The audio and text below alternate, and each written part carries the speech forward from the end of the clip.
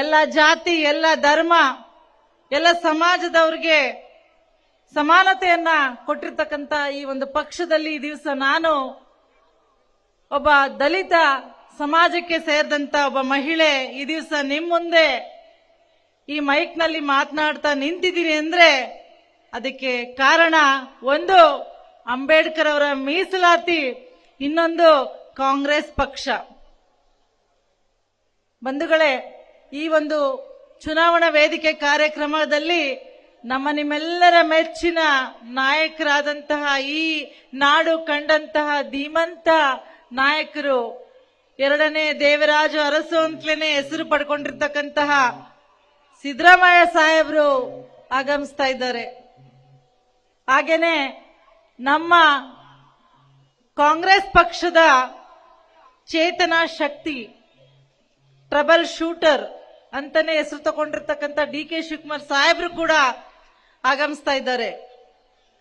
ಅವರ ಮಾತುಗಳನ್ನ ನಾವು ಕೇಳೋದಿಕ್ಕೆ ಇಷ್ಟೊಂದು ತಾವು ಪ್ರೀತಿಯಿಂದ ಸೇರಿದ್ದೀರಾ. ಹೇಳಿ ಕೇಳಿ ನಮ್ದು ಗ್ಯಾರಂಟಿ ಪಕ್ಷ. ಇಲ್ಲಿ ಕೆಳಗಡೆ ಅನೇಕ ನಮ್ಮ ನಾಯಕರು, ತನ್ವೀರ್ ಸೇಠ್ ಸಾಹೇಬ್ರ ಜೊತೆಗೆ ಅನೇಕ ನಮ್ಮ ನಾಯಕರು ಕೂಡ ಕಾಯ್ತಾ ಇದ್ದಾರೆ. ನಮ್ಮ ಅಧ್ಯಕ್ಷರಾದಂತ ಮೂರ್ತಿ ಅವರು, ಎಲ್ಲ ನಮ್ಮ ಹಿರಿಯ ಮುಖಂಡರುಗಳು ಕೂಡ ಕಾಯ್ತಾ ಇದ್ದಾರೆ. ಇನ್ನೇನು ಕೆಲವೇ ನಿಮಿಷಗಳಲ್ಲಿ ನಾಯಕರು ಬಂದ ನಂತರ ಅವರ ಮಾತನ್ನ ಕೇಳಲಿದಕ್ಕೆ ನಾನು ಹೇಳ್ತಾ ಇದ್ದೆ, ನಮ್ಮ ಪಕ್ಷ, ನಮ್ಮ ಸರ್ಕಾರ, ನಮ್ಮ ಕಾಂಗ್ರೆಸ್ ಸರ್ಕಾರ ಎಲ್ಲರ ಪರವಾಗಿ ಕೆಲಸ ಮಾಡಿದೆ. ಮಾತನಾಡಿದಂತ ಫರ್ಜಾನ್ ಅವರು ಕೂಡ ಹೇಳ್ತಿದ್ರು, ಗ್ಯಾರಂಟಿಗಳ ಬಗ್ಗೆ ಹೇಳ್ತಿದ್ರು. 5 ಗ್ಯಾರಂಟಿಗಳನ್ನ ಕೊಟ್ವಿ. ಇದೇ ತರ ಕಳೆದ ಬಾರಿ 2023ರಲ್ಲಿ ಚುನಾವಣೆಗೆ ನಿಂತಾಗ ತನ್ವೀರ್ ಸೇಠ್ ಸಾಹೇಬ್ರು ಎಲ್ಲರ ಮನೆಗೂ ಕೂಡ ಗ್ಯಾರಂಟಿ ಕಾರ್ಡ್ಗಳನ್ನ ಹಂಚಿದ್ರು. ಹೌದಾ? ಎಲ್ಲರ ಮನೆಗೂ ಗ್ಯಾರಂಟಿ ಕಾರ್ಡ್ ಬಂತಲ್ವಾ? ಅವಾಗ ಎಲ್ಲರ ಮನೆಗೂ ಗ್ಯಾರಂಟಿ ಕಾರ್ಡ್ ಬಂದಿತ್ತು. ಆಗ ಆ ಗ್ಯಾರಂಟಿ ಕಾರ್ಡ್ನ ನಾವು ನಂಬಿದ್ವಿ. ಅದೇ ತರ ಸರ್ಕಾರ ಬಂದ ಮೇಲೆ ತನ್ವೀರ್ ಸೇಠ್ ಸಾಹೇಬ್ರಿಗೆ ತಾವು ಆಶೀರ್ವಾದ ಮಾಡಿ ಗೆದ್ದ ಮೇಲೆ ನಿಮ್ಮ ಮನೆಗೆ ಎಲ್ಲ ಗ್ಯಾರಂಟಿಗಳನ್ನ ಕೊಟ್ರು. ಇವತ್ತು ನುಡಿದಂತೆ ನಡೆದಂತ ಸರ್ಕಾರ, ನುಡಿದಂತೆ ನಡೆದಂತಹ ನಮ್ಮ ಮುಖ್ಯಮಂತ್ರಿಗಳು, ನುಡಿದಂತೆ ನಡೆದಂತ ನಮ್ಮ ಉಪಮುಖ್ಯಮಂತ್ರಿಗಳು ಮತ್ತು ನುಡಿದಂತೆ ನಡೆದಂತ ನಮ್ಮ ನಾಯಕರಾದಂತ ತನ್ವೀರ್ ಸೇಠ್ ಸಾಹೇಬ್ರು ಮತ್ತೊಮ್ಮೆ ನಿಮ್ ಮುಂದೆ ಇನ್ನೊಂದು ಗ್ಯಾರಂಟಿ ಕಾರ್ಡ್ನ ತಗೊಂಡು ಬಂದಿದ್ದಾರೆ. ಇದು ಈ ಸಲ ಚುನಾವಣೆಗೆ ನಮ್ಮ ಅಭ್ಯರ್ಥಿ ಲೋಕಸಭಾ ಚುನಾವಣೆಯಲ್ಲಿ 26ನೇ ತಾರೀಕು ತಾವು ಮನೆಯಲ್ಲಿರ್ತಕ್ಕಂಥ ಪ್ರತಿಯೊಬ್ಬರು ಬಂದು ಕಾಂಗ್ರೆಸ್ ಪಕ್ಷದ ಗುರುತಿಗೆ, ಕೈ ಗುರುತಿಗೆ ತಮ್ಮ ಅಮೂಲ್ಯವಾದ ಮತವನ್ನ ಹಾಕಿ ನಮ್ಮ ಅಭ್ಯರ್ಥಿಯನ್ನ ಆಶೀರ್ವಾದ ಮಾಡಿದ್ರೆ ಕೇಂದ್ರದಲ್ಲಿ ಕಾಂಗ್ರೆಸ್ ಸರ್ಕಾರ ಬಂದ ದಿನದಿಂದ ನಮ್ಗೇನ್ ಸಿಕ್ಕತ್ತೆ ಅಂತ ನೀವು ಪ್ರಶ್ನೆ ಮಾಡಬೇಕಾಗತ್ತೆ. ಅದಕ್ಕೆ ಉತ್ತರ ನನ್ನ ಹತ್ರ ಇದೆ, ಈ ಗ್ಯಾರಂಟಿ ಕಾರ್ಡು. ನಾನು ಆಗ್ಲೇ ನಮ್ಮ ತನ್ವೀರ್ ಸೇಠ್ ಸಾಹೇಬ್ರ ಹತ್ರ ಮಾತನಾಡ್ತಾ ಇದ್ದೆ. ಅವ್ರಿಗಾಗ್ಲೇ ಗ್ಯಾರಂಟಿ ಕಾರ್ಡ್ ಅನ್ನ ಮನೆ ಮನೆಗೆ ತಲುಪಿಸ್ಲಿಕ್ಕೆ ಪ್ಲಾನ್ ಮಾಡಿದ್ದಾರೆ. ಅದಕ್ಕೋಸ್ಕರ ತಂಡಗಳನ್ನ ರಚನೆ ಮಾಡಿದ್ದಾರೆ. ಬ್ಲಾಕ್ ಅಧ್ಯಕ್ಷಗಳಿಗೆ, ವಾರ್ಡ್ ಸಮಿತಿಯವರಿಗೆ, ವಾರ್ಡ್ ಅಧ್ಯಕ್ಷರಿಗೆ ಈಗಾಗಲೇ ಸೂಚನೆಯನ್ನ ಕೊಟ್ಟಿದ್ದಾರೆ. ನಿಮ್ಮ ಮನೆಗಳಿಗೆ ಈ ಒಂದು ಗ್ಯಾರಂಟಿ ಕಾರ್ಡ್ ತಲುಪತ್ತೆ. ಕಳೆದ ಸಲ ಓಟ್ ಹಾಕಿ ಗೆಲ್ಸಿದ್ರಿ, 5 ಗ್ಯಾರಂಟಿ ಸಿಕ್ತು. ಸುಮಾರು 4 ರಿಂದ 6 ಸಾವಿರ ರೂಪಾಯಿವರೆಗೂ ಕೂಡ ಒಂದು ಮನೆಗೆ ಇವತ್ತು ನಮ್ಮ ಕಾಂಗ್ರೆಸ್ ಪಕ್ಷದಿಂದ ಗ್ಯಾರಂಟಿ ಹಣ ಬರ್ತಾ ಇದೆ. ಗೃಹಲಕ್ಷ್ಮಿ 2,000, ಗೃಹ ಜ್ಯೋತಿ 1,500 ಅಂದ್ರೆ 200 ಯೂನಿಟ್ ಫ್ರೀ, ಬಸ್ ಫ್ರೀ, ಮತ್ತೆ ಯುವ ನಿಧಿಯಲ್ಲಿ 3,000 ಮತ್ತು 1,500 ಮತ್ತು 5 ಕೆಜಿ ಅಕ್ಕಿದು ಹಣ ಬರ್ತಾ ಇದೆ. ಅದೇ ಈ ಸಲ ನೀವು ಆಶೀರ್ವಾದ ಮಾಡಿದ್ರೆ ಇನ್ನೊಂದಷ್ಟು ಗ್ಯಾರಂಟಿ ಕೊಡ್ಬೇಕಲ್ವಾ? ಮೊನ್ನೆ ತಾನೇ ಯುಗಾದಿ ಹಬ್ಬ ಆಚರಣೆ ಮಾಡಿದ್ವಿ. ಯುಗಾದಿ ಹಬ್ಬದಲ್ಲಿ ನಾವು ಬೆಲ್ಲ ಮತ್ತು ಬೇವು ತಿಂತೀವಿ. ಆದ್ರೆ ಬೆಲ್ಲಕ್ಕೆ ಹೆಚ್ಚು ಆದ್ಯತೆ, ಬೆಲ್ಲಕ್ಕೆ ಹೆಚ್ಚು ನಾವು ಪ್ರಿಫರೆನ್ಸ್ ಕೊಡೋದು. ಸಿಹಿ ಊಟ ಮಾಡ್ತೀವಿ, ಪಾಯಸ ತಿಂತೀವಿ. ಇವತ್ತು ಬೆಲ್ಲದಂತ ಗ್ಯಾರಂಟಿಗಳನ್ನ ಕೊಟ್ಟು ನುಡಿದಂತೆ ನಡೆದಿರ್ತಕ್ಕಂತಹ ಕಾಂಗ್ರೆಸ್ ಪಕ್ಷದ ಅಭ್ಯರ್ಥಿಗೆ ನಿಮ್ಮ ಮತನ, ಅಥವಾ ಕಹಿ ಬೇವಿನಂತ ಸುಳ್ಳು ಗ್ಯಾರಂಟಿಗಳನ್ನ ಹೇಳಿ ಏನನ್ನೂ ಕೂಡ ಕೊಡದೆ ಬರೀ ಸುಳ್ಳು ಹೇಳ್ಕೊಂಡು ನಿಮ್ಮ ಮನೆಗೆ ಮತ ಕೇಳಕ್ಕೆ ಬರ್ತಕ್ಕಂಥ ಬಿಜೆಪಿಗೆ ನಿಮ್ಮ ಮತನ ಅಂತ ನೀವಿವತ್ತು ತೀರ್ಮಾನ ಮಾಡಬೇಕು. ಬೆಲ್ಲದ ಗ್ಯಾರಂಟಿಗೆ ಮತ ಅನ್ನೋರು ಕೈ ಎತ್ರಿ. ಬೆಲ್ಲದ ಗ್ಯಾರಂಟಿಗೆ ಮತ, ನನ್ ಮತ ಕಾಣಿಸ್ತಾ ಇಲ್ಲ, ನನ್ಗಂತೂ ಕಾಣಿಸ್ತಾ ಇಲ್ಲ. ಒಂಚೂರು ಎಲ್ಲ ವಿಡಿಯೋ ಮಾಡ್ರಪ್ಪ ಅಲ್ಲಿ. ಈಗ ಕಾಣಿಸ್ತು ಸ್ವಲ್ಪ. ಇಲ್ಲೂ ಎತ್ತಾ ಇದ್ದಾರೆ, ನಮ್ಮ ಲೀಡರ್ಗಳು ಎತ್ತಾ ಇದ್ದಾರೆ. ಬೆಲ್ಲದ ಗ್ಯಾರಂಟಿಗೆ ನಮ್ಮ ಮತ. ಕಹಿಗೆ ಅಂದ್ರೆ ಸುಳ್ಳಂತ ಕಹಿ ಗ್ಯಾರಂಟಿ ಕೊಟ್ಟ ಅವ್ರಿಗೆ ಯಾರು ಮತ ಹಾಕ್ತೀರಾ? ಇಲ್ಲಿ ಕಹಿಗೂ ಆಗ್ತೀರಾ?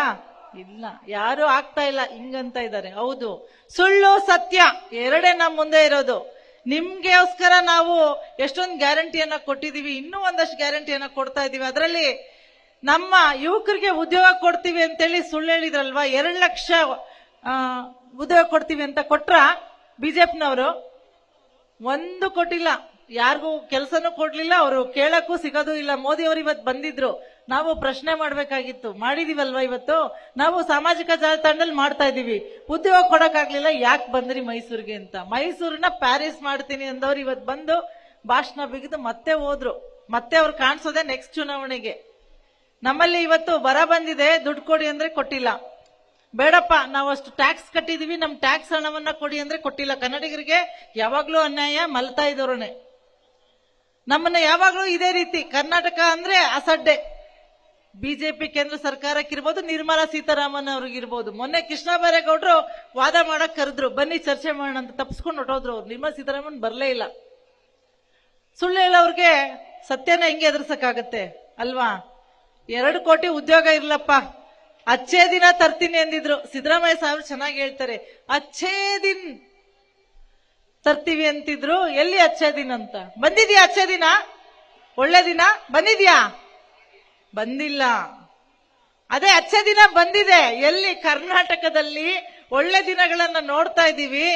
ಮೊನ್ನೆ ನಾನು ಟಿವಿ ಆನ್ ಮಾಡಿದಾಗ ಒಬ್ಬ ಹೆಣ್ಮಗಳು ಟಿವಿ, ಹೊಸ ಫ್ರಿಜ್ ತಗೊಂಡ್ರವರು ಮತ್ತೆ ಹೊಸ ಟಿವಿ ತಗೊಂಡು ಪೂಜೆ ಮಾಡ್ತಾ ಇದ್ರು. ಇದು ಒಳ್ಳೆ ದಿನ ಅಲ್ವಾ? ಬಡವರು ಫ್ರಿಜ್ ತಗೊಳ್ಳೋದು ದೊಡ್ಡ ಮಾತಲ್ವಾ? ಬಡವರು ಹೊಸ ಟಿವಿ ತಗೊಳ್ಳೋದು ದೊಡ್ಡ ಮಾತಲ್ವಾ? ಇದು ಒಳ್ಳೆ ದಿನ ಅಲ್ವಾ? ಮತ್ತೆ ಒಬ್ಬ PUC ಓದಂತ ಹುಡುಗ, ಟಾಪರ್, ಆ ಹುಡುಗನ್ಗೆ ಪ್ರಶ್ನೆ ಮಾಡ್ತಾರೆ ಮಾಧ್ಯಮದವರು. ಅವಾಗ ಹೇಳ್ತಾನೆ, ನನ್ಗೆ ನಮ್ಮ ತಾಯಿಗೆ 2,000 ರೂಪಾಯಿ ನಮ್ಮ ಮನೆಗೆ ಬರ್ತಿತ್ತಲ್ಲ, ಅದರಿಂದ ನನ್ಗೆ ಓದೋದಿಕ್ಕೆ ಬಹಳ ಸಹಾಯ ಆಯ್ತು ಅಂತ ಹೇಳ್ಕೊಂಡ. ಇದು ಒಳ್ಳೆ ದಿನ ಅಲ್ವಾ?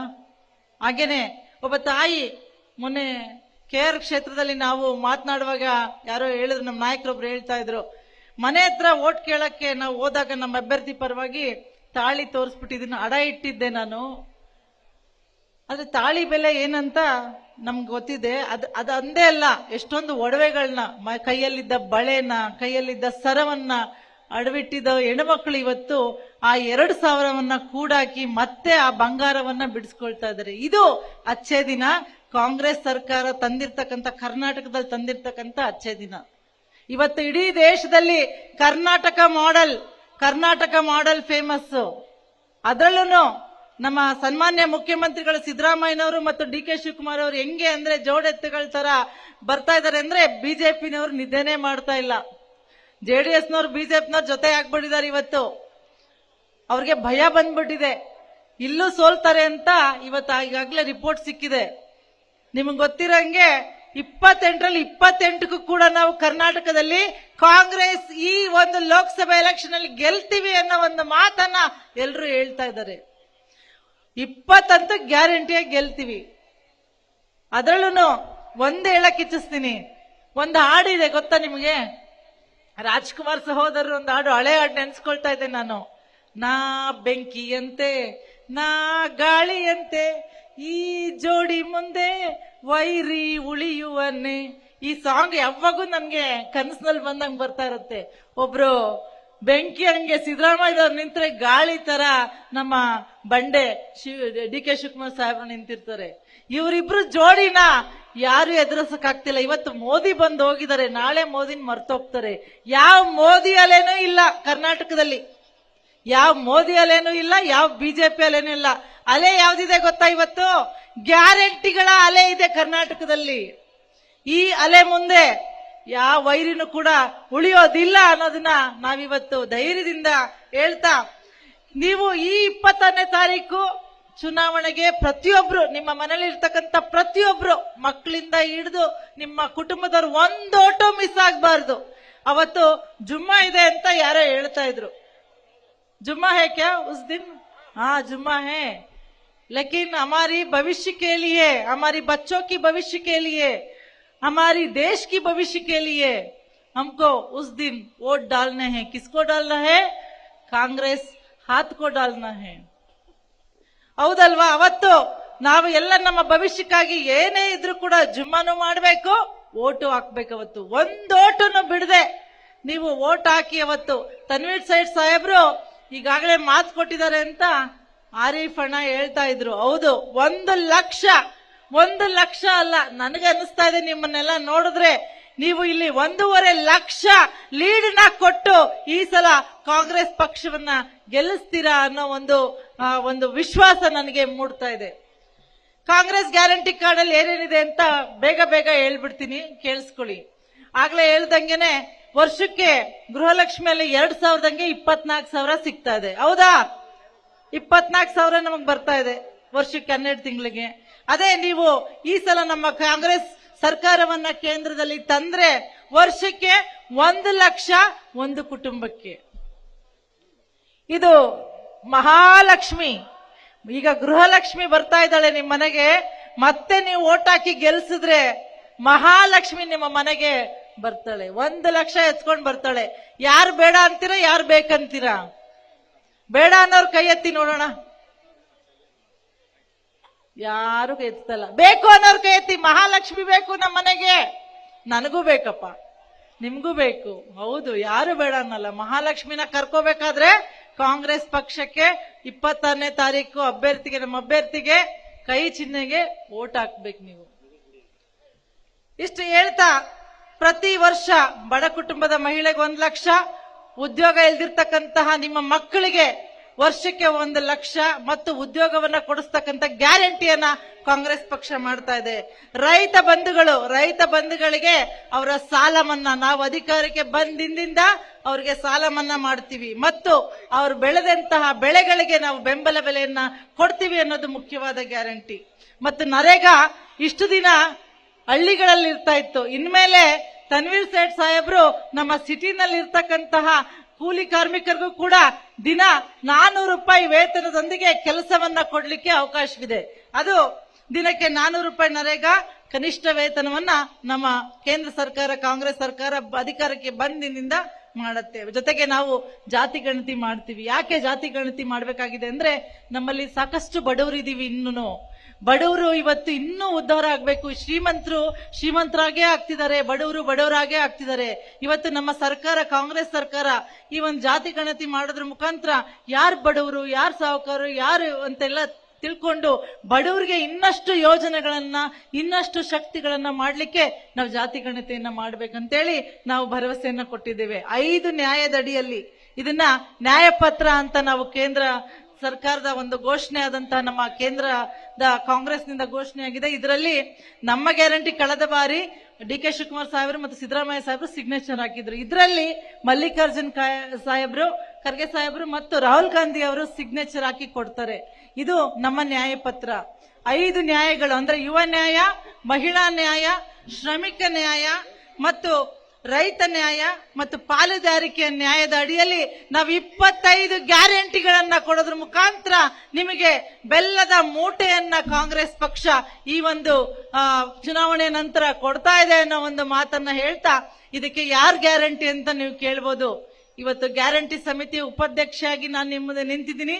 ಇದಕ್ಕೆ ನಾನೇ ನಿಮ್ಗೆ ಗ್ಯಾರಂಟಿ ಅಂತ ಈ ಒಂದು ಮಾತನ್ನ ಹೇಳ್ತಾ, ನಿಮ್ಮೆಲ್ಲರಿಗೂ ಒಳ್ಳೇದಾಗ್ಲಿ. ಆ ಭಗವಂತ ಎಲ್ಲರಿಗೂ ಸುಖ, ಸಂತೋಷ, ಆಯುಷ್ಯ, ಆರೋಗ್ಯ, ಮನಸಂತೋಷ, ನೆಮ್ಮದಿ ಎಲ್ಲವನ್ನ ಕೊಟ್ಟು ಕಾಪಾಡ್ಲಿ ಅಂತ ನಾನು ಈ ಸಂದರ್ಭದಲ್ಲಿ ಹೇಳ್ತಾ, ಈ ಒಂದು ಕ್ಷೇತ್ರದಲ್ಲಿ ತನ್ವೀರ್ ಸೇಠ್ ಸಾಹೇಬ್ರ ಕೈಯನ್ನ ಬಲಪಡಿಸ್ತಕ್ಕಂತ ಜವಾಬ್ದಾರಿ ನಮ್ಮೆಲ್ಲರ ಮೇಲಿದೆ.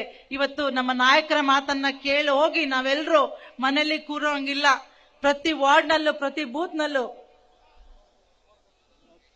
ಪ್ರತಿ ವಾರ್ಡ್, ಪ್ರತಿ ಬೂತ್ನಲ್ಲೂ ಕೂಡ ನಾವು ಮನೆಗೆ ಹೋಗ್ಬೇಕಾಗತ್ತೆ. ಜವಾಬ್ದಾರಿಯನ್ನ ಮಾಡಿ, ನನ್ನ ಬೂತು ನನ್ನ ಜವಾಬ್ದಾರಿ, ನಾನೇ ಅಭ್ಯರ್ಥಿ, ನಾನೇ ಕಾಂಗ್ರೆಸ್ ಅಭ್ಯರ್ಥಿ ಅಂತ ನಾವು ಮನೆಗೆ ಹೋಗಿ ಮತವನ್ನ ಕೇಳೋಣ. ಈ ಒಂದು ವಿಚಾರವನ್ನು ಹೇಳ್ತಾ ಇನ್ನೊಂದು ಮೈಸೂರಿನಲ್ಲಿ ಸಾಹೇಬ್ರೆ ಇನ್ನೊಂದೆರಡು ನಿಮಿಷ, ಲಾಸ್ಟ್ 2 ಮಿನಿಟ್ಸ್. ನಿನ್ನೆ ನಮ್ಮ ನಾಯಕರು, JDS ನಾಯಕರು, ಇವಾಗ ಅವ್ರನ್ನ ಬಿಜೆಪಿ ನಾಯಕರು ಅನ್ಬೇಕಾ JDS ನಾಯಕರು ಅನ್ಬೇಕಂತ ಗೊತ್ತಾಗ್ತಾ ಇಲ್ಲ ನನಗೆ. ಕುಮಾರಸ್ವಾಮಿ ಅವರು ಗ್ಯಾರಂಟಿ ತಗೊಳ್ತಕ್ಕಂತ ಹೆಣ್ಮಕ್ಳ ವಿಚಾರದಲ್ಲಿ ಬಹಳ ಬೇಸರವಾಗುವಂಗೆ ಒಂದು ಮಾತನಾಡಿದ್ದಾರೆ. ನೀವೆಲ್ಲ ಟಿವಿ ನೋಡಿದಿರೋ ಎಲ್ಲೋ ಗೊತ್ತಿಲ್ಲ, ದಯವಿಟ್ಟು ಹೋಗ್ಬಿಟ್ಟು ಇವತ್ತು ನಿಮ್ಮ ಮೊಬೈಲ್ ತೆಗೆದು ನೋಡ್ರಿ. ಗ್ಯಾರಂಟಿ ತಗೊಳ್ತಕ್ಕಂತ ಹೆಣ್ಮಕ್ಳು, ಅದರಲ್ಲೂ ಹಳ್ಳಿ ಹೆಣ್ಮಕ್ಳು ದಾರಿ ತಪ್ಪಿಟ್ಟಿದ್ದಾರೆ ಅಂತ ಒಂದು ಮಾತನ್ನ ಹೇಳಿದ್ದಾರೆ. ಎಷ್ಟು ಬೇಜಾರಾಗತ್ತೆ, ಎಷ್ಟು ನೋವಾಗತ್ತೆ ಅಂದ್ರೆ, ಅವರೊಬ್ಬ 2 ಬಾರಿ ಮುಖ್ಯಮಂತ್ರಿಗಳಾಗಿದ್ದವರು. ಬಹುಶಃ ತೆನೆ ಹೊತ್ತ ರೈತ ಮಹಿಳೆ ಅವರ ಒಂದು ಪಕ್ಷದ ಚಿಹ್ನೆ. ಇವತ್ತು ಇಂತಹ ಮಾತನ್ನ ಆಡೋದ್ರ ಮುಖಾಂತರ ನಮ್ಮೆಲ್ಲ ಮಹಿಳೆಯರಿಗೆ, ಅಂದ್ರೆ ಗ್ಯಾರಂಟಿ ಕೊಡ್ತಿರೋದು ಬಡ ಮಹಿಳೆಯರಿಗೆ, ಶ್ರೀಮಂತ ಮಹಿಳೆಯರಿಗಲ್ಲ. ಬಡವರ ಬದುಕು ಹೆಂಗಿರುತ್ತೆ ಅಂತ ಕುಮಾರಸ್ವಾಮಿ ಅವ್ರಿಗೆ ಗೊತ್ತೋ ಗೊತ್ತಿಲ್ವೋ ನನಗೆ ಗೊತ್ತಿಲ್ಲ. ಬಡವ್ರ ಕಷ್ಟ ಆ ಗ್ಯಾರಂಟಿಯನ್ನ ತಕೊಂಡು ಜೀವನ ಮಾಡ್ತಾ ಇರತಕ್ಕಂತ ಆ ಮಹಿಳೆ ಕೇಳಿದ್ರೆ ಗೊತ್ತಾಗುತ್ತೆ. ಇಂತಹ ಒಂದು ಮಾತನ್ನ ಹೇಳಿರ್ತಕ್ಕಂತಹ ಕುಮಾರಸ್ವಾಮಿ ಅವರು ಎಲ್ಲಿ ಬಂದ್ರು ಕೂಡ ಮಹಿಳೆಯರು ಸುಮ್ಮನಿರಬಾರ್ದು, ಅವ್ರಿಗೆ ಧಿಕ್ಕಾರ ಕೂಗ್ಬೇಕು. ಗೋ ಬ್ಯಾಕ್ ಕುಮಾರಸ್ವಾಮಿ ಅಂತ ತಾವು ಹೇಳ್ಬೇಕಾಗತ್ತೆ. ಯಾಕಂದ್ರೆ ಇವತ್ತು ಒಬ್ಬ ಬಡ ಮಹಿಳೆ ಫ್ರಿಡ್ಜ್ ಅನ್ನ ಖರೀದಿ ಮಾಡೋದು ಆ 2,000 ಕೂಡಿಟ್ಬಿಟ್ಟು ಅದು ದಾರಿ ತಪ್ಪ ವಿಚಾರನಾ? ಆ PUC ಓದ್ದ ಹುಡುಗ ಆ 2,000 ನನಗೆ ಓದಿ ಕನಗಾಲ ಆಯ್ತು ಅಂತೇಳಿ ಓದಿದ್ರೆ ಅದು ದಾರಿ ತಪ್ಪಿದ್ದ?